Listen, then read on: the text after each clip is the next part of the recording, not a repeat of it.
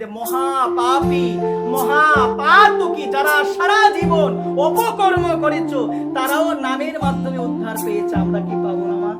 অবশ্যই পাবেন। আপনি ভাববেন আমি তো সারাটা জীবন পাপ কর্ম করেছি, আমি আমার জীবনে কোনোদিন ভগবানকে ডাকি নাই, আমি আমার জীবনে কোনোদিন রাধারানীকে স্মরণ করি নাই, আমার কি গতি হবে? মা বলছে কি জানো, তুমি যদি এখনো বুঝতে পারো, তুমি যদি এখনো উপলব্ধি করতে পারো, সারাটা জীবন তোমার অপব্যবহার করেছো, তুমি যথেষ্ট সময় ছিল তোমার, কিন্তু অপব্যবহার করেছো, এখন তুমি বুঝতে পেরেছো যে যা হয়েছে সে, আমি আর তাকাবো না পিছনে, আমার পিছনে কি হয়েছে আমি আর তাকাবো না, আর এখন তাকাবো আমি সামনের দিকে, ওই সামনের দিকটা হবে আমার রাধাময়। বলো না মা?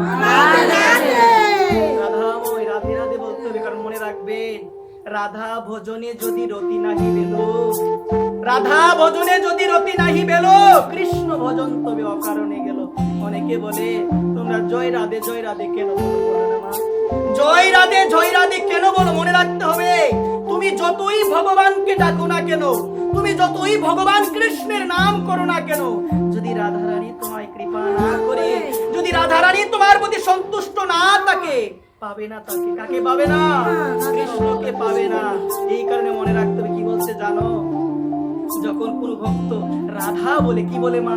যখন, বলো না সবাই, যখন কোন ভক্ত বলে রাধা, ভগবান খুশ করে কোন ভক্ত ডেকেছে রাধা বলে, কোন ভক্ত ডেকেছে রাধা বলে, ভগবান তাকায়, অধিক তাকায়, কে বলেছে রাধা, কে বলেছে রাধা। আর তুমি যদি বলো কৃষ্ণ, ভগবান ভাববে আমার ভক্ত আমায় ডাকে, তাকাবে না। ভগবান ভাবে আমার ভক্ত কত জায়গায় আমাকে ডাকছে, কিন্তু রাধারানী তো আমার প্রিয়জন। যে ব্যক্তি আমার প্রিয়জনকে ডাকে, যে ব্যক্তি আমার প্রিয়জনকে ডাকে, আমি তো তার দিকেই তাকিয়ে থাকি। বলো না রাধে রাধে। রাধা বললে ভগবানের দৃষ্টি পড়ে, কার দৃষ্টি? ভগবান তাকিয়ে দেখে।